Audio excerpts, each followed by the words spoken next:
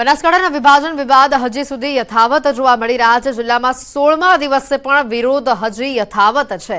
આજે દિયોદરમાં વિરોધમાં વાહન રેલી યોજાશે। ઓગળ જિલ્લો બનાવવાની માંગ સાથે રેલી યોજાશે। ઓગળધામમાં ધરણા યોજવામાં આવશે। રેલી અને હવન યોજાશે। દિયોદર ઓગળ સંકલન સમિતિના નેજા હેઠળ આ રેલી યોજાશે।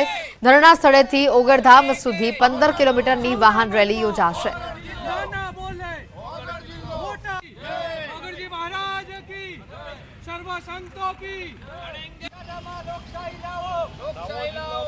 બનાસકાંઠાના વિભાજન મુદ્દે વધુ એક ભુવાજીનો વિડીયો વાયરલ થઈ રહ્યો છે। વાયરલ વિડીયોમાં ભુવાજી દાવો કરી રહ્યા છે કે ધાનેરા તો બનાસકાંઠામાં જ રહેશે। ધૂણતા ધૂણતા ભુવાજી આ વેણ આપી રહ્યા છે, જે બોલને સામે બેસેલા વ્યક્તિઓ પણ ઝીલી રહ્યા છે। વાયરલ વિડીયોમાં ભુવાજી ચૂંદડી ઓઢીને ધૂણી રહ્યા છે અને ધાનેરા તાલુકા અંગે માતાજીના નામે તેઓ દાવો કરી રહ્યા છે। જો કે આ વિડીયોની ન્યૂઝ 18 ગુજરાતી પુષ્ટિ નથી કરતું। વિડીયો ક્યાંનો છે અને ક્યારનો છે તે પણ જાણી શકાયું નથી।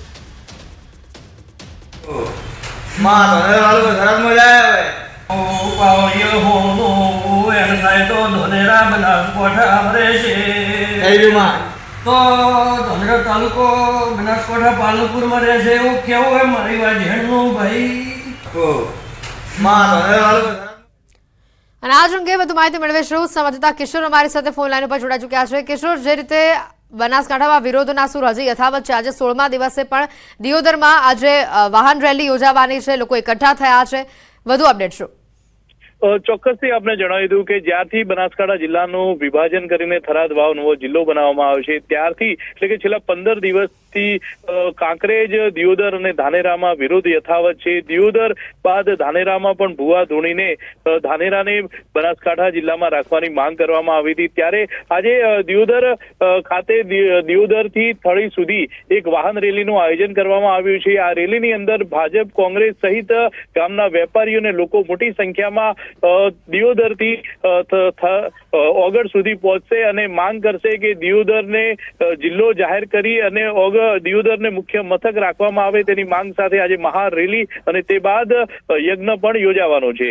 જી બિલકુલ, આ સાથે જ કિશોર કહી શકાય કે એક ભુવાજીનો પણ વિડીયો વાયરલ થઈ રહ્યો છે કે જો ધૂણતા ધૂણતા વેણ આપી રહ્યા છે કે આ પ્રકારનું વિભાજન નહીં ચલાવી લેવામાં આવે।